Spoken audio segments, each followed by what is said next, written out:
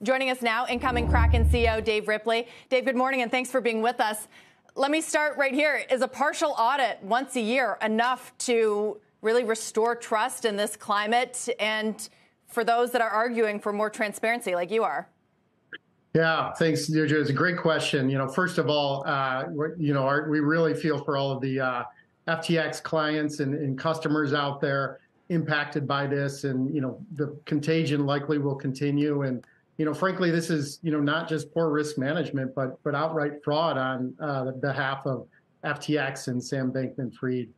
To your question on proof of reserves, it's of course one piece of the puzzle, but we think at Kraken it's really a holistic commitment to security and to protecting our clients' funds. That's our one of our top priorities.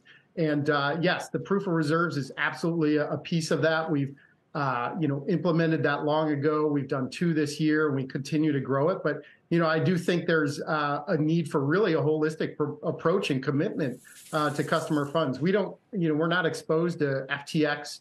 We're not exposed to Genesis or Voyager or BlockFi, any of these other companies in the space. And so I think it's really a holistic approach that's necessary. Okay, Dave, you talk about a holistic approach, but your audit is only partial. As we mentioned, that 2021 audit only covered 2/3 of reserves on your platform. If you are committing to better transparency, can customers expect to see full balance sheets or audits under your leadership? Yeah, absolutely. I mean, this is the trajectory we're on for sure. We continue to expand the proof of reserves, as you noted. We continue to expand the coverage across our balance sheet. It's a mechanism. When can they expect that? Can they expect it for this year's audit? For the end of this year, I don't have like a specific timeline for you, unfortunately, but you definitely can expect it. Timelines, though. Especially in this moment when you guys are trying to build trust. What's holding back a full audit of your reserves? Again, we've been in this space for a long time, for a decade now. And so we've, continued to invest in security all throughout. And I mean, again, it's an approach that, as you noted, I mean, the proof of reserves is only one component of, investing in clients. And we think it's a critical component. It's one that we've, invested in, and we're going to continue to invest in and grow over time.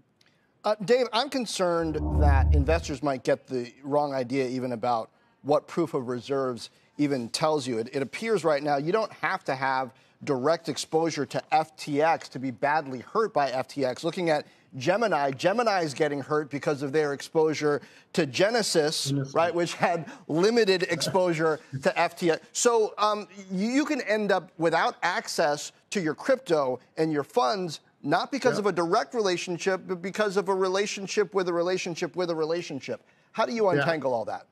Yeah, this is a great point. I mean, this is how trusted third parties often operate, and frankly, operate in the financial services industry. I mean, Kraken, we've broke the mold on this. We don't have exposure to any of these, other counterparties in the cryptocurrency industry. We custody all of our own cryptocurrency. But I'll just say, how do we untangle all of this? I mean, I think it's cryptocurrency.